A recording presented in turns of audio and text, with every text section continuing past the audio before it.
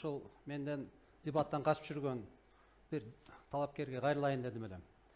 Ар кайсы жерде жүрүп Сегизбаев кылмышкер деп жүрөт. Менин кылмышым кандай экен, айтчы уялбай эле. Же болбосо дебатка чыгып бетме-бет бетиме айтчы. Мен сенин кылмыштарыңды эле айтып берейин. Мына сүрөттөр. Бүгүнкү күндө Максим Бакиев, Жаныш Бакиев менен эң эч кандай мамилем жок деп жүрөсүң. Мына топтолгон сүрөттөр. Бул жерде Жаныш Бакиев тоюна эң жакын 100 адамды чогулткан. Ошонун адамдын арасында сен жүрөсүң. Сен жүрөсүң. Сен кылмышкерсиңби же мен кылмышкерминби? Биринчи суроом.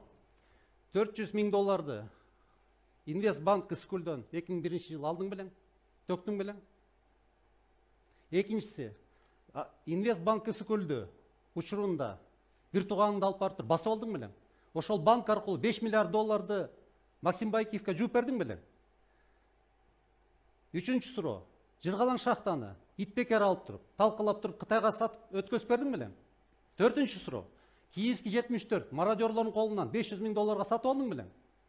Алтынчы суроо. Кумторду 30 апрель 2009 жылы сатканга демөөрчү болуп, колдоочу болуп жүрдүң белең?